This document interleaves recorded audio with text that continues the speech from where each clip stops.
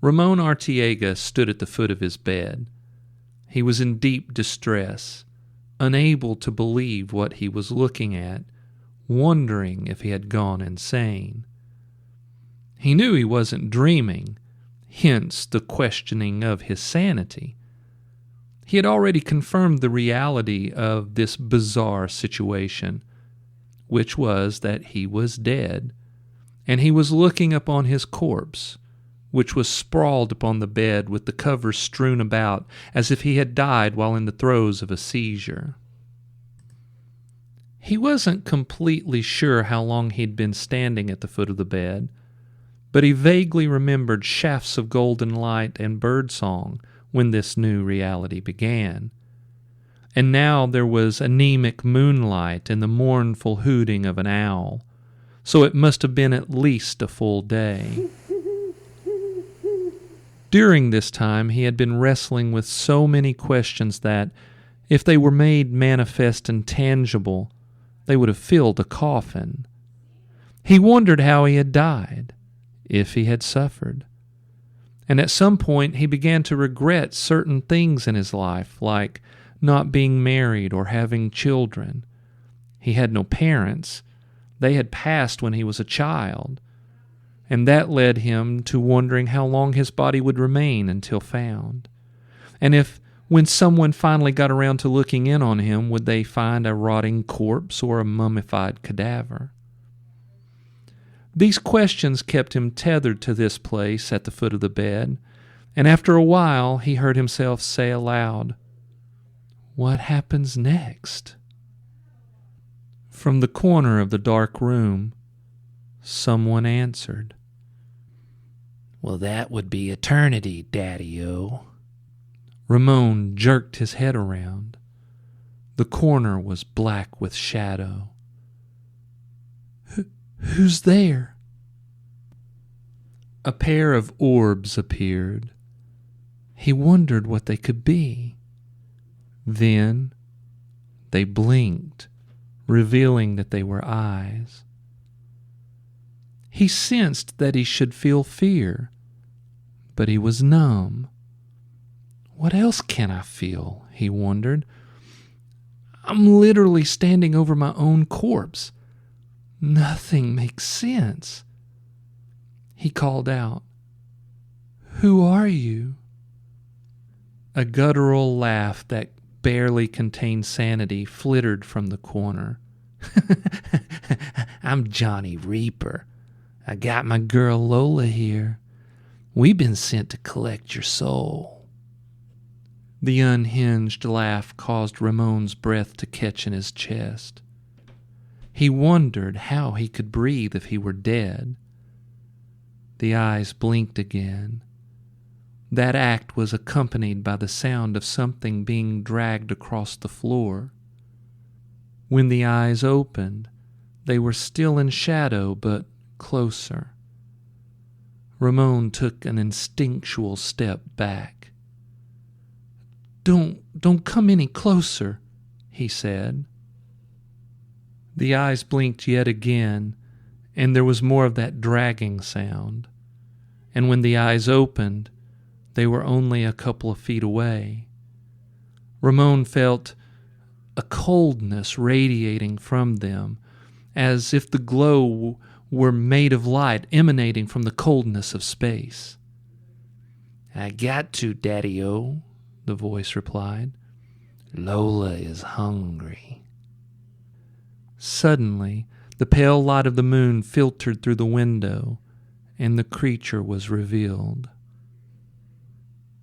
It was a man, or better yet, what was left of a man. He was dressed like a greaser from the 1950s, with a leather jacket, jeans that were rolled at the cuff, biker boots, and a white t-shirt. He sported a thick, shiny pompadour hairdo with sideburns. His face was missing, as if it had been scraped away, leaving only a leering skull, and he was dragging a black body bag. Ramon's mind was numb, not fully processing what he was seeing, and he again wondered about his sanity. "What are you?" "I was once a man," Johnny replied. "Me and my girl Lola, we lost our lives in a car crash one night while drag racing some lame brains. The devil showed up and made me an offer I couldn't refuse. Me and Lola, we get to live forever, but we work for him, collecting souls and doing whatever he wants us to do. And tonight, we was told to come visit you, Daddy-O." Johnny held the body bag by a handle that was attached at one end. The bulk of the body bag draped on the floor beside him. To Ramon's shock, the bag twitched as if it already carried a corpse. Ramon took another step back. The numbness that had blanketed him was now gone. He was repulsed by this creature that stood before him. Horror and dread began crawling over him. Do you have a body in there?" Johnny shook his head. "Don't be a dope. This here's my Lola." Though the eyes were only orbs set inside the sockets of the skull, they seemed to sadden. "See, I got duped on the night we made our deal because I didn't specify some of the terms of our agreement, and the devil sure has a twisted mind. Now I gotta walk through this world with no face, and Lola's soul is now inside this here body bag. She used to have one hell of a classy chassis, but I still think my girl is hotter than a firecracker." Ramon's mind began to warp, to reel. He took a moment to consider this insane situation. He had already come to terms with the fact that he was dead. As insane as that was, he had to now accept that he stood before this grotesque phantasm. That acceptance steadied the reeling of his mind. He intuited that Johnny and Lola played the pivotal role in what happened next. "You're going to collect my soul?" "Yeah," Johnny replied. "But first, we've been told to make you an offer." Ramon glanced at the door. He wondered if he could outrun Johnny. What offer?" "Well, the devil wants to know if you'd be willing to work for him," Johnny said. Ramon suddenly understood why his mind kept reeling. When he was alive, he had been a professor who taught comparative religion, but not from the position of a believer in any of those belief systems. He could never bring himself to believe in an omniscient and holy God, nor could he believe in an evil and rebellious entity, like the devil, that stood in opposition to that God. People were simply good or bad. That was it. It was a daily choice one made. Some chose well. Others did not. And when you died, you stopped existing. That was it, plain and simple. Yet here he was, a spirit who had come face to face with a phantasm. Therefore, his views on the afterlife were proven incorrect. Though he did not believe in any kind of God, he did understand that ruling out the idea entirely was weak-minded. Therefore, he had considered himself agnostic. He was intrigued by the idea of manifest good and evil in the concepts of God and Satan, and therefore a heaven and hell. He wanted to be baptized in such black and white concepts, but just couldn't quite allow himself to be submerged in those waters when the world was filled with gray. The idea that this phantasm was standing before him, offering him a deal from the devil, was surprisingly difficult to reconcile after a life of agnosticism. With a quivering voice, he asked, What kind of deal?" The body bag again twitched. Johnny glanced down and said, "I know you're hungry, baby girl. We just gotta see this through first." Johnny looked back up at Ramon. "See, the devil is willing to bring you back to life. All you's gotta do is stop being agnostic when you teach at the university. Go full-on atheist and help lead kids down a path of not believing. Easy peasy, Daddy-O. You gets to live again, and the devil gets more souls." Now that Ramon knew without a doubt that there was a devil, and that phantasms like Johnny and Lola were in his employ, he could no longer waffle. He had to make a choice. Now that he knew that hell was real, he wasn't sure if he could willingly lead people to it. I don't know if I can do that," he mumbled. A seductive, hungry moan escaped the body bag. Ramon noticed it shivered at his words. An urgent, seductive voice emanated from Lola. "I'm so hungry." Ramon's fear coiled tightly around him. He wanted to ask how a body bag could speak. Instead, he asked, "What happens now that I have declined?" "I get to feed you to my girl," Johnny replied. His eyes seemed to glow with wicked glee. Ramon ran from the room, through the house, and out into the night. It was muggy, the air thick with moisture that tasted like the sea, which was only a few miles to the east of town. He hit the sidewalk in full-on panic. He stopped for a heartbeat, his mind racing, wondering what he should do, where he should go. Parked at the sidewalk was an old hearse that had been turned into a rat rod.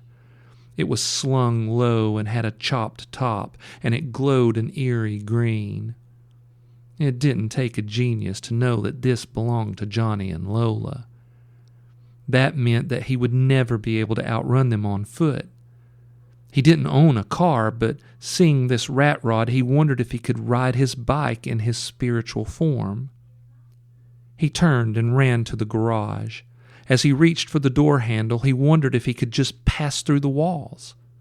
He tried pushing his hand through, but it was solid.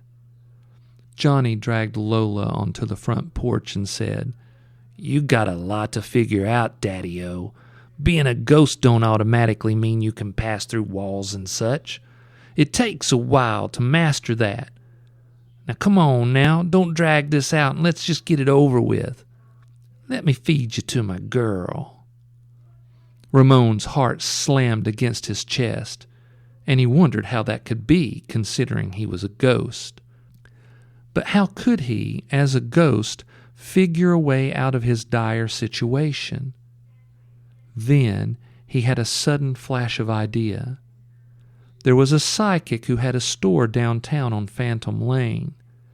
He'd met her briefly once when she came on campus as part of a comparative religion presentation. After hearing her presentation on Wicca, Ramon had thought that the woman was a fruit bat.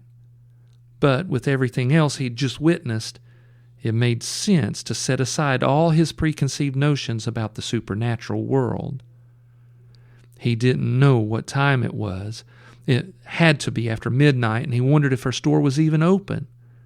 His heart leaped when he remembered that she had an apartment above her store. He wished he had time to figure out how to navigate through walls and all the other things that ghosts might be able to do that just might help him out of this predicament. But his only course of action now was to run, so he shot off down the street. Behind him, Johnny said, "I love it when they run. It makes it so much more fun." As Ramon ran down the sidewalk, he noticed that when he sprinted through a cone of light from the street lamps, his body looked less solid. He wasn't translucent, but there seemed to be less substance.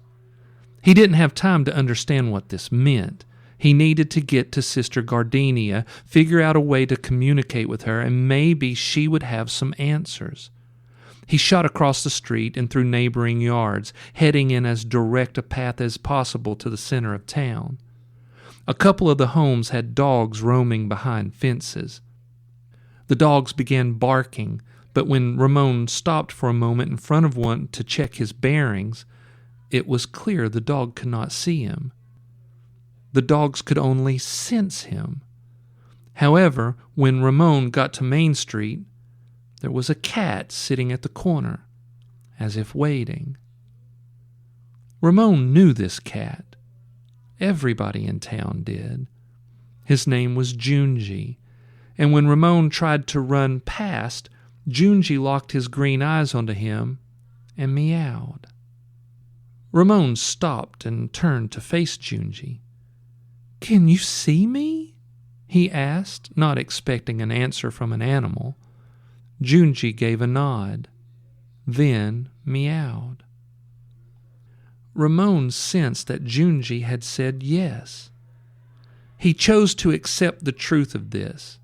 It would have been madness not to, considering he was a ghost that was being chased by a dead guy and his body bag girlfriend. He had a moment of inspiration. Maybe Junji could help. "I need to get to Sister Gardenia," he said. "I hope she can help me understand how to get away from some really bad spirits." As if they were summoned by his words to the cat, the low rumble of the hearse echoed down the street. Johnny and Lola were close. Ramon had to figure this out, and fast. Junji looked nonplussed. He cocked an ear to the rumble of the hearse, then yawned, then meowed and set off down the street. When Ramon did not follow, Junji glanced back and gave a short spitting hiss. Ramon knew Junji was telling him to get his ghost button gear, so he followed Junji to the intersection, around the corner and onto Phantom Lane. Junji stopped outside Sister Gardenia's shop. When Ramon caught up with him, Junji leaped up on a statue of a witch that sat outside the door, and from there sprang up onto the awning and then hopped up onto a windowsill that looked into Sister Gardenia's apartment. He used a paw to tap on the glass. After a few minutes, Sister Gardenia threw open the window. She wore a flowing nightgown with a warm blanket thrown over her shoulders, and her hair was pulled up into a colorful scarf. Even though it was late, she gave a big smile. "Junji, how wonderful to have you come visit! To what do I owe this pleasure?" Junji meowed. "A man needs my help," Sister Gardenia replied. Her eyes shot up. "Who is he?" Ramon watched all this unfold from the shadows of the dark sidewalk. He stepped into a splash of light from a street lamp, hoping Sister Gardenia would be able to see him. "I'm Ramon Arteaga," he said, hoping she would also be able to hear him. Sister Gardenia turned her eyes toward Ramon. "I hear you, but I cannot see you," she said. "I would ask if you are evil or good, but if Junji speaks on your behalf, I can assume you're not a monster, so I'll be down in just a sec." She stepped aside, and Junji jumped through the window and into her apartment. She closed the window behind him, and a few long moments later, she opened the door and peeked out. "Hello, are you still there?" Ramon was standing directly in front of her. When he said that he was, she clutched her throat in surprise and gasped, "Oh, sorry, you gave me a start. Come in and tell me how I can help you." Once inside, Sister Gardenia locked the door. She had switched on a couple of lamps, and the room was cast in a yellow glow that made the shadows writhe in the corners of the room. Junji sat on the counter, looking deep into the eyes of a human skull that Sister Gardenia used as decoration.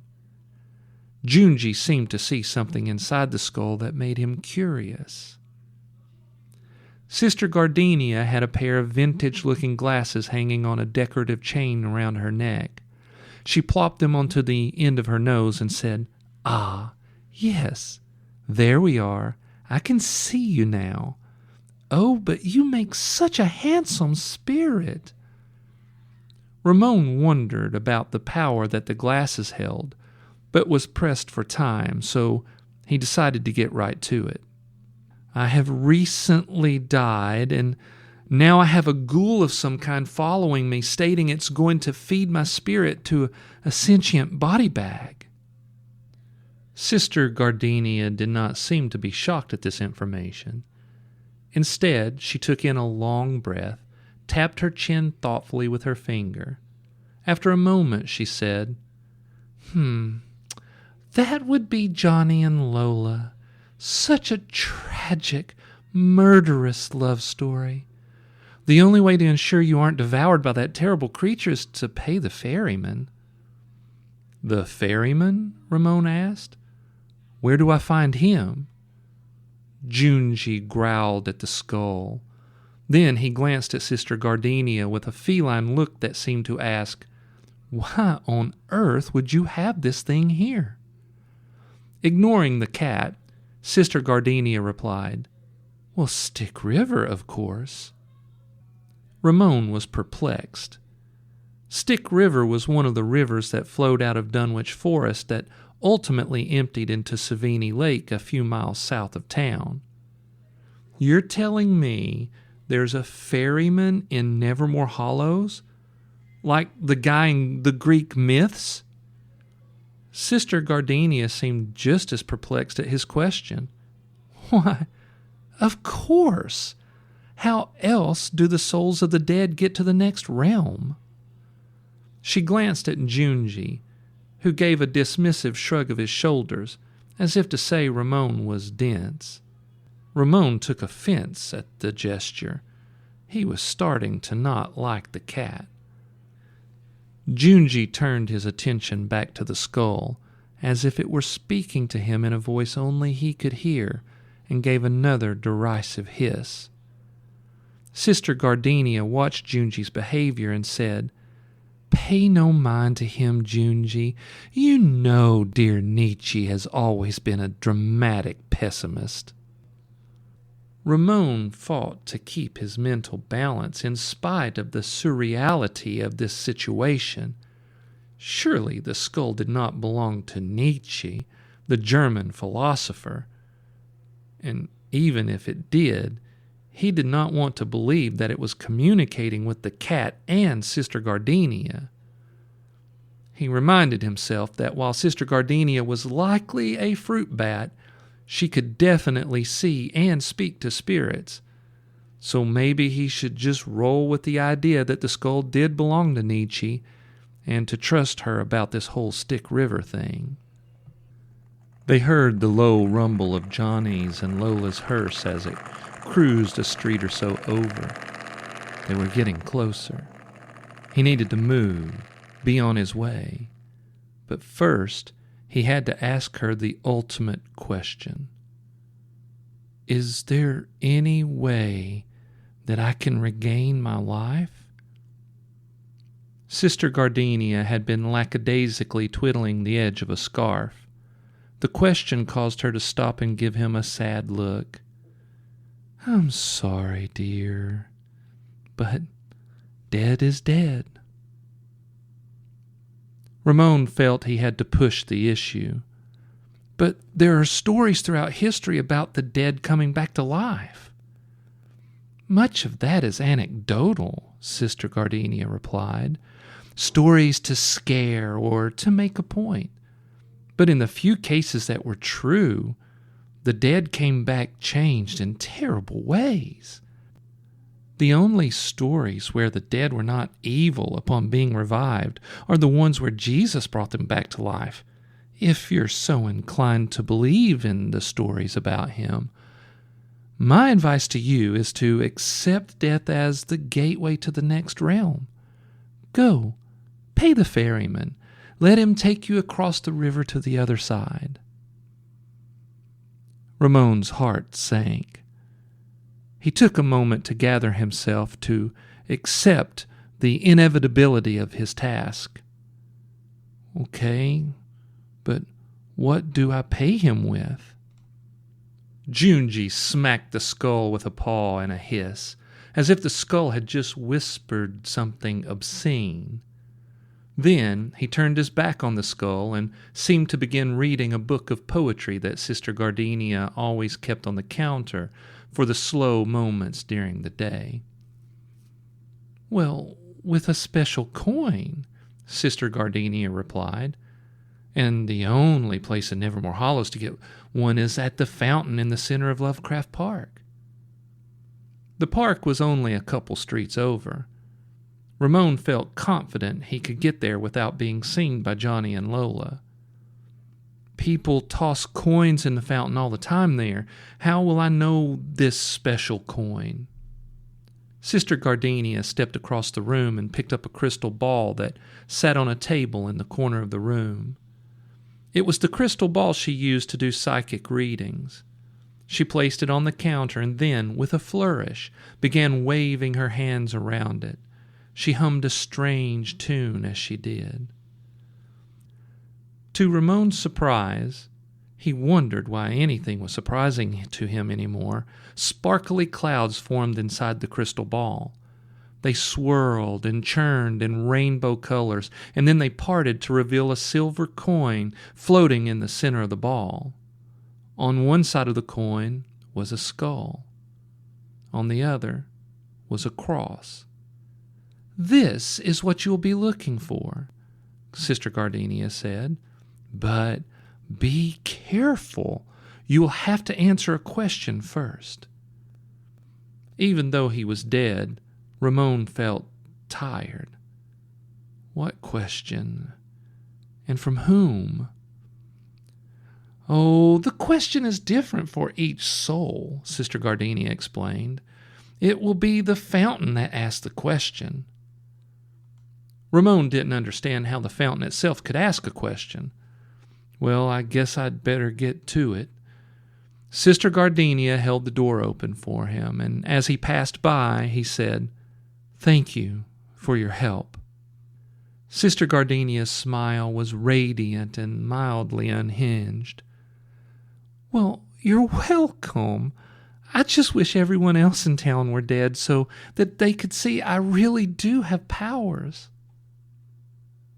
Ramon did not know how to respond, so he didn't.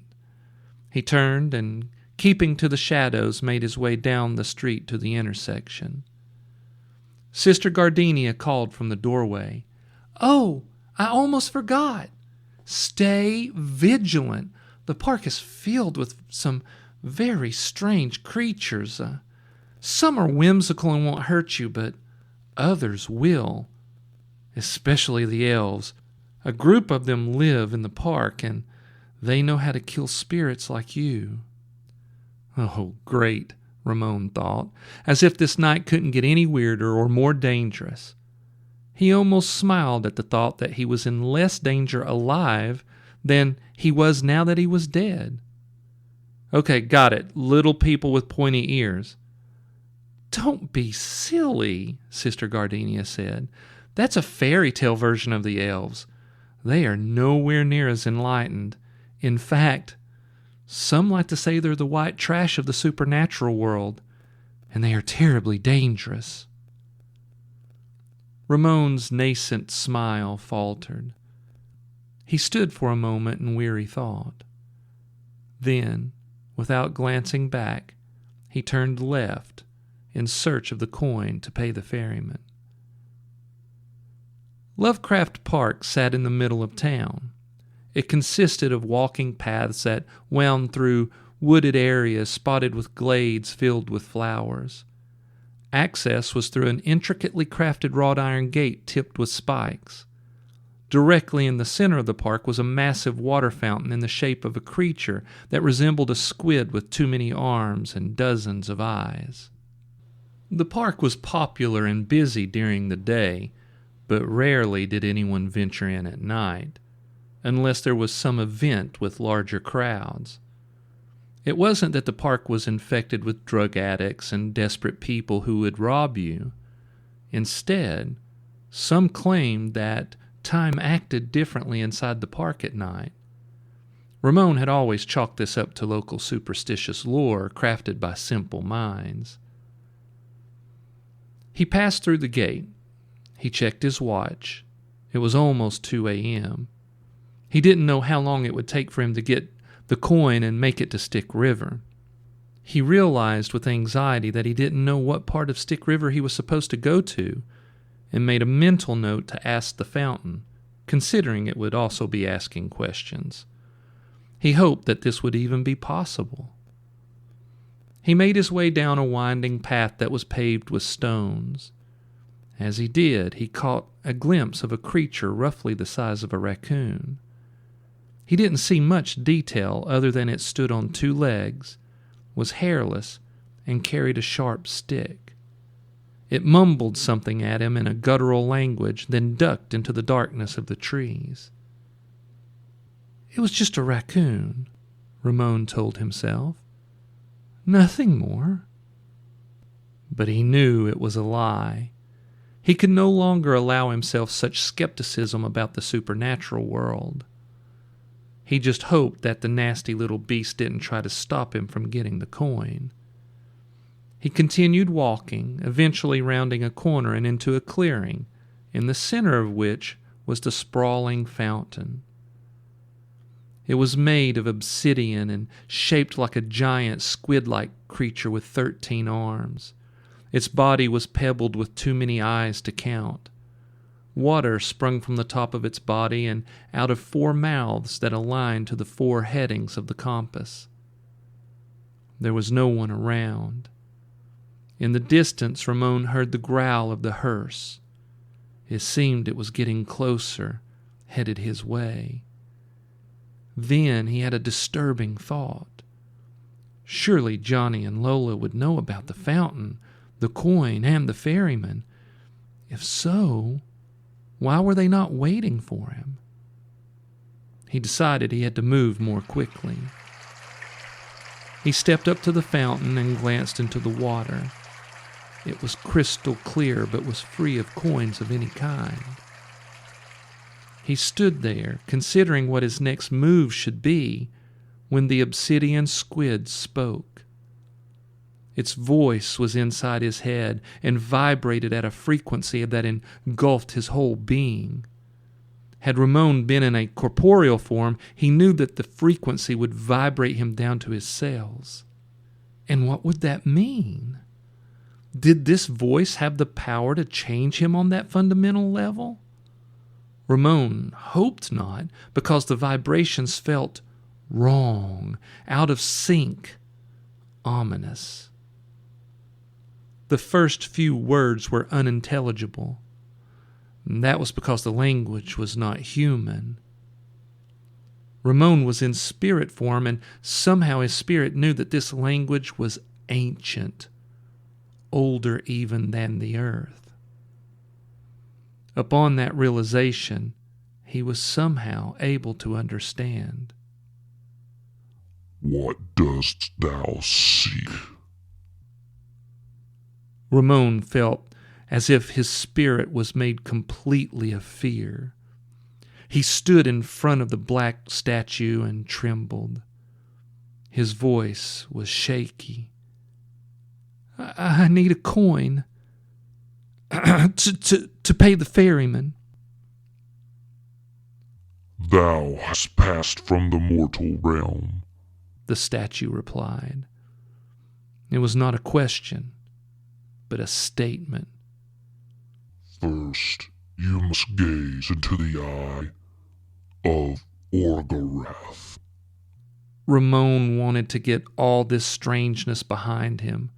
Weariness and hopelessness clawed at him, but the idea of being zipped inside that squirming body bag terrified him. He pushed it all down deep and said, I don't understand. Who is Orgorath, and why do I have to gaze into his eye?" The obsidian squid's voice boomed. Orgorath is a god. Thou must gaze into his eye to determine thy worthiness of receiving a coin. Ramon hoped that everything would get easier after getting this damned coin. "Okay, how will Orgorath know if I'm worthy?" The squid fixed its eyes on him. Each one pierced him like a dagger. If thou retain thy sanity, thou shalt receive a coin. A coldness washed over Ramon at hearing those words. His life had not been particularly difficult, but his afterlife was proving to be a pain in the ass. "This is all very difficult. Why do I have to do any of this?" As if he were a simpleton, the obsidian squid replied, I am but a gatekeeper. What do I know of the machinations of gods? Before Ramon could respond, 3 of the squid's arms shot out and wrapped around him and pulled him into a mouth that opened up in the center of the squid's body. Ramon found himself floating in the vastness of space. From his point of view, 1 billion stars twinkled in the void. His spirit heart pounded. His mind raced. He tried to steel himself for what was to come. Who is Orgorath? Is he really a god? If so, how would it put his sanity in danger? Ramon hovered in place, not moving. He turned to see what was behind him, and his mind tweaked with incomprehension. There were fewer stars in the blackness behind him, millions upon millions fewer, and the quality of space was different. It seemed less tangible, less oppressive. He turned back toward the part of space that was filled with billions of stars. He looked up, and his mind warped. His sanity flew from his spirit, and he found himself literally grasping for it, as if sanity had substance that could be clung to. His fingers snatched it, and he clutched it close with every ounce of willpower he could muster. He forced himself to see, to understand, to stay sane. What was in front of him was not space nor stars. It was the eye of a massive creature, larger than the biggest planet, blacker than the deepest part of space, and it stretched high and wide and deep into what seemed to be infinity. The voice of the obsidian squid spoke. It had lost its force and was but a reverent whisper. These billions of lights are the souls of those who gazed upon Orgorath and lost their sanity. They are forever mere specks in the eye of a god. Ramon floated before Orgorath, and an all-consuming horror oppressed him to the point that his hope of making it to the Ferryman and crossing Stick River to a place of peace bled from him as if from a gaping wound. The idea that these souls were merely inconsequential specks in the eyes of this ancient elder god twisted his mind. But Ramon fought back. Suddenly, there was clarity. He understood everything. And it caused him to fear even more deeply than he ever thought was possible. Orgoroth was evil, and it used the obsidian squid statue in Lovecraft Park to speak, and with its own voice it worshipped only itself, and the ominous out-of-phase resonance of its voice had a single purpose: to reshape man, who was created with goodness and noble purpose, into a tainted being in service to evil. Ramon now understood that if a creature like Orgoroth existed, which was made of pure evil and with a purpose to propagate chaos, then there was surely a being of good. And that the evil beings like Orgoroth were in constant war against this goodness. And Ramon realized that he had been wrong his whole life by taking an agnostic approach to life and morality. There was a war waging between good and evil, and thinking he was armored in his academic, agnostic stance against anything spiritual, he had chosen to not pick a side when, in fact, he had been standing ignorant and naked upon the battlefield. His choices in life affected his afterlife. Orgoroth blinked. It was a move that seemed to take eons. Thou taste is unpleasant to me, Orgoroth said. The voice echoed through the cosmos. Thou taste of the taint of understanding, and I spit you out. Everything went black. When Ramon regained his sight, he was standing in front of the fountain. The obsidian squid reached out a tentacle and handed him a coin. Then, in the blink of an eye, it was no longer a living being, but just a strange fountain in the center of a creepy park. Ramon stood for long minutes, reeling from the profound experience. He was numb and on the verge of collapse. The sound of Johnny's hearse snapped his mind into focus. It echoed throughout the park, getting louder, closer. He had to move, now. He gripped the coin tightly in his hand. He turned and headed down the path back toward the park entrance. Rustling came from both sides of the path. At first, the sounds were low and furtive, the kind that squirrels would make as they skittered around looking for nuts. But they grew louder, more aggressive, like the sounds a pack of hungry animals would make. He rounded a corner and saw that the path was blocked by 6 creatures. He couldn't make out much because they were backlit by the light of one of the street lamps that lined the path, making them only dark shapes. What he could see was that they were bipedal, about 2 feet tall. More movement from the sides of the path. More of the creatures stepped out of the hedges and moved to encircle him. These were more clearly seen in the glow of the streetlight above him. They were like the strange creature he had seen when he entered the park. Small, hairless, about the size of raccoons, with short snouts and pointy ears. They were all wearing armor made of bone, and they had paint of some kind on their faces. One of them stepped forward. It was larger than the others.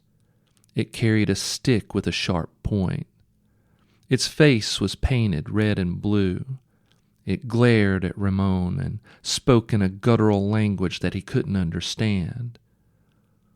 Ramon knew without a doubt that these were the elves Sister Gardenia warned him about. He locked eyes with the creature and said, I don't understand what you're saying. The large elf glanced around and motioned at another whose face was painted like some kind of skull. Skull stepped forward and said in broken English, You soul spirit, you no be here. This our place. You break code. We kill and eat you spirit. Before Ramon could respond, Junji shot out of the shadows with a hiss, claws out. He jumped over Skull and landed on the larger elf and began slashing and biting. Ramon didn't know why Junji was helping him in this surreal adventure he was on, but he was grateful. The other elves decided to ignore Ramon and rush to the aid of their leader, who was clearly getting his butt kicked by Junji. As they ran past Ramon, he saw that every elf had a short, hairless tail. Ramon understood that Junji had done this to create an opportunity for him to escape, so he ran as fast as he could. When Ramon got to a bend in the path, he took a quick glance over his shoulder and saw that Junji had wreaked havoc amongst the elves, causing them to retreat into the dark woods. Junji gave a loud meow and gave chase. Ramon thought the cat was stone cold crazy, but he was thankful for the distraction, and he ran through the park on the winding path. He was beginning to think he just might make it to the Ferryman, but when he shot through the black ornate gate, he stopped short in the small parking lot where he saw Johnny's hearse. Johnny stood a few feet from the hearse, his left arm around the neck of a thin young man who had been out for a midnight jog. The man struggled with all his might, but Johnny was too strong. At their feet was the body bag. Ramon saw it quiver, as if in eager anticipation. This one's a feisty one, Lola, Johnny said. He's gonna be tasty. A low moan escaped from Lola, and for the first time, in the eerie green glow that emanated from the hearse, Ramon noticed that Lola's zipper was made entirely of human teeth. Johnny reached down with his right hand and grabbed the pull tab and quickly unzipped Lola. A lustful, hungry moan escaped from her as Johnny twisted and heaved the jogger inside her. The poor jogger screamed so loud and hard that his voice seemed to rip his vocal cords. And to Ramon's sickening surprise, the man seemed to fall into Lola, as if the space inside the body bag was far bigger than its outside dimensions. Ramon shot past a horrific scene and out of the parking lot. The air around him was filled with the screams of the young runner and Johnny's insane laughter. He turned onto Main Street. Due to the late hour, all the businesses were closed, but the street was still lit by the rows of antique street lamps and the white-colored strings of lights wrapped around the trees scattered along the sidewalk. He couldn't hear the hearse, so that must mean that Lola was still feeding on the poor guy. He quickly walked down the empty street. Stick River was 5 miles south of town, so he took a right at the intersection onto Kuntz Street. 15 minutes later, he walked past a sign that said, "Welcome to Nevermore Hollows, the town you just can't leave." A little over an hour later, he saw a sign that informed him that Stick River was only a mile away. The fact that he was so close and didn't hear the hearse should have made him feel relieved, but he was walking on State Road 11, which wound through a part of Dunwich Forest, and the local lore was that the forest was haunted and filled with strange creatures. With his new understanding of the world, he had to be vigilant, but he couldn't suppress a nervous chuckle. Well, it's haunted tonight for sure, he thought, because I am a ghost. He was thankful that his strange and dangerous journey seemed to be so close to being over, when suddenly he heard the roar of Johnny's hearse. He shot a glance behind him and saw the eerie glow bloom around the curve in the road. Then the hearse careened into view. It was literally on two wheels for a moment. Then it slammed down onto all four and shot toward him. "Oh, crap!" Ramon yelled. Though the lore of the forest was probably true, it seemed safer to brave the forest than it was to try and outrun Johnny and Lola in their spectral hearse. As much as he hated to do so, he jumped across a ditch and into a dark field. To Ramon's dismay, the hearse rocketed across the ditch and slammed into the field, throwing up sprays of grass and dirt. Ramon made it to the tree line and shot into the deeper darkness of the forest. Behind him, the hearse slid to a stop. Johnny clearly couldn't drive into the forest after him. Ramon decided not to stick around to see if Johnny would chase him on foot. He oriented himself toward Stick River and ran a weaving path through the dense forest. As he ran, he saw glimpses of strange beasts. Here, one that was half man, half goat. There, a naked woman with the head of a cougar. Small, monkey-like creatures with 4 arms and 2 legs scampered and swung through the branches above him. And a child kept calling out his name. For some reason he could not guess, these creatures kept their distance. Finally, he broke free from the thick forest into a clearing, at the edge of which was Stick River. The river was miles long and emptied into Savini Lake. Now that he was here, he realized that he had not asked Orgoroth where he would find the ferryman. In the distance, he could hear the growl of the hearse as Johnny and Lola roared down the state road looking for a way to cut through the woods. It was quickly getting closer. Ramon was running out of time. He had been lucky to escape Johnny and Lola a couple of times already, but his gut told him he would not escape them again. He had to find the ferryman, give him this damn coin, and get to safety.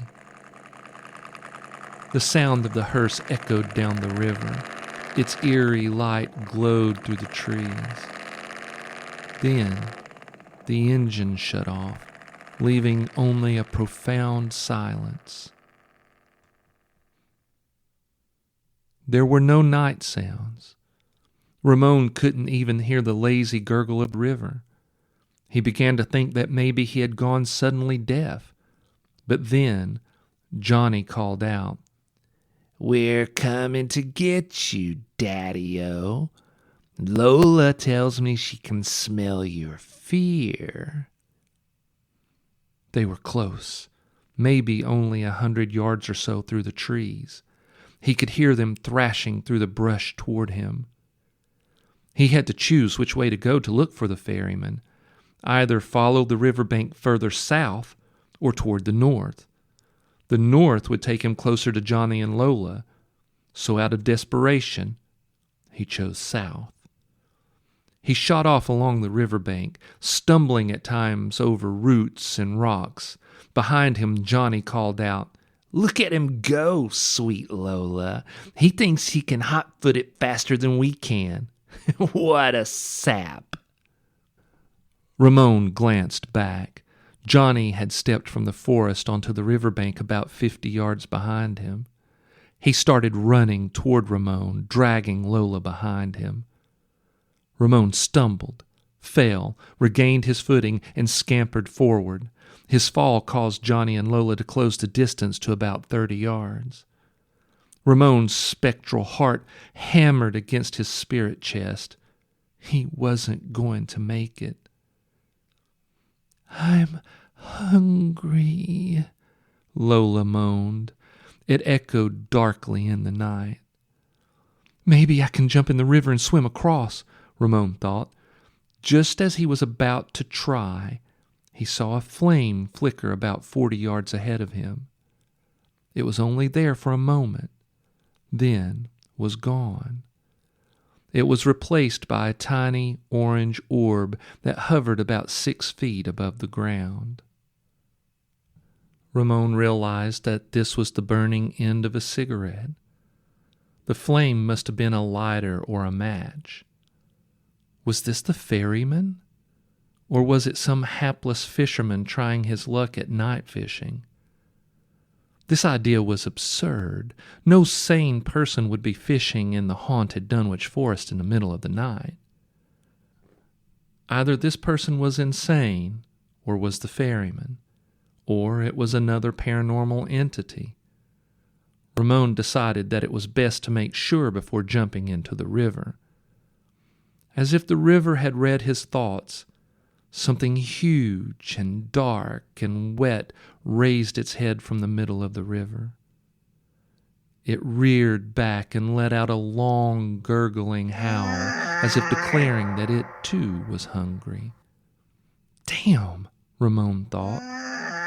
Glad I didn't try to swim. He jumped over a fallen tree and skidded to a stop. A man stood at the bow of an old military surplus John boat. It was painted in army green and mottled with rust and mud. The man was tall and hunched and was smoking a cigarette. He was thin to the point of looking emaciated and wore a pair of old coveralls. A frayed patch over his heart declared that his name was Merle. He wore a trucker cap, on the front of which was a patch that read, Hellbound. In his left hand he held a 6-foot-long fishing rod. It was thicker than a normal rod, and Ramon knew it to be what the avid fisherman called a river rod, designed to catch larger fish. Affixed to the end of the line was a rusty yet sturdy oversized hook. Merle turned his eyes on Ramon. They were abnormally large and round. They were wet, red, and knowing. Looks like you got a bit of a situation happening, he croaked. Ramon glanced back over his shoulder to see that Johnny had stopped chasing him. He stood 20 feet away, holding Lola by her handle. Ramon wondered if Johnny was afraid of Merle. He turned back to Merle and said, Are you the ferryman? Yeah, Merle replied. I am he. Ramon shot another glance back at Johnny. Somehow, even though Johnny was faceless, he seemed to look disappointed. I need to get across this river. Will you take me? Merle seemed to consider whether he wanted to or not. After a long moment, he replied, That gonna cost you a coin. You got one? I do, Ramon replied. I ain't talking no regular coin, Merle said. It take one of them special coins to buy a passage to the afterlife. Ramon fished a coin out of his jeans pocket. He held it up for Merle to see. I got this from the fountain in Lovecraft Park. Merle gave a slow nod. Yup, that be the right one. Give it here and step aboard. Ramon handed Merle the coin. Merle's hand was that of a frog, with 4 unevenly long fingers. He pocketed the coin, then extended his hand again to assist Ramon with boarding the John boat. With a grimace, Ramon took it. As he stepped aboard, he glanced down and saw that Merle wasn't wearing shoes. His feet were also like those of a large frog. Still holding on to Merle's hand, Ramon was now close enough to see that Merle's bulbous eyes had slit pupils. They were a poisonous crimson. Watch your step, Merle grumbled. then let go of Ramon's hand. Ramon stepped to the middle of the boat and took a seat. Ramon was still filled with anxiety, but he was thankful to be free of the threat of being fed to Lola. He glanced up at Merle. He had questions about what was about to happen, but he was curious about the large rod. "What's with the fishing pole?" Merle shrugged. Sometimes ferrying souls causes me to go fishing." Ramon found that an odd statement that he didn't have time to explore. Instead, he said, "Why did they stop chasing me?" "Because old Johnny there lost a bet, like he does most times." This didn't clear up Ramon's confusion. "What do you mean?" Instead of answering, Merle called out to Johnny. "You lost again, Johnny boy. I expect your pretty little Lola there ain't too happy about that, yeah?" Johnny still somehow seemed to convey a look of disappointment, though his face was missing. He shrugged. "That's how it goes, Daddy-O. She had a snack about 30 minutes ago, and there's still a lot of night left. She'll eat again." "That's why he didn't feed me to Lola?" Ramon asked. He was surprised, frustrated, angry. It was a bet to see if I could get here before they caught me, like it's some sick, twisted game? Merle shot Ramon a squinty-eyed glance, which only made his frog eyes look threatening.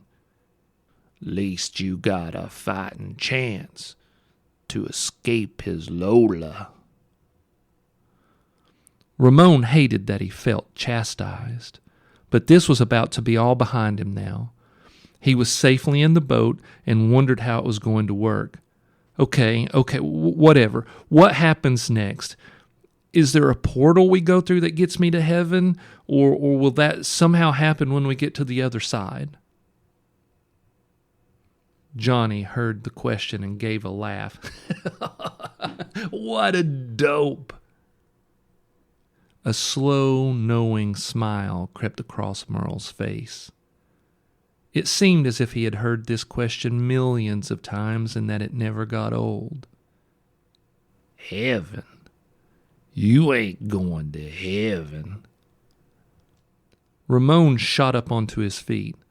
"But I accept the idea of heaven now, and I got the coin to buy my passage." Merle gave a wet, croaking laugh.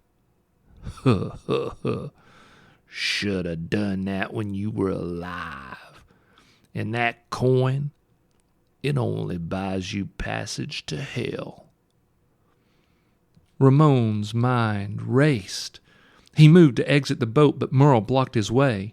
In sheer desperation, he jumped into the black water, willing to take the chance he could escape before getting eaten by whatever creature was living in the river.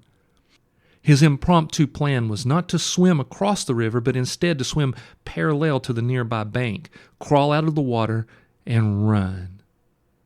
Before he could make it very far, he felt intense pain in his back and was jerked backward and up out of the water. It took a moment to realize that Merle had cast the oversized rusty fishhook into his back and was using the giant river rod to reel him back into the boat. Merle's raspy laugh echoed into the night. "I told you if I ain't ferrying, I'm fishing." Merle hauled Ramon back into the boat. As he used the thick fishing line to tie Ramon's hands and feet so that he couldn't escape, Lola moaned. Johnny shot Merle a look. "I know we made a bet, Daddy-O, but you got other souls coming tonight. How about you just let me feed him to my Lola?" Merle used a long wooden pole to push the John boat back from the riverbank. As they disappeared into the inky black night that shrouded the river, he called out to Johnny. I knows your pretty little Lola is hungry, but hell ain't never satisfied.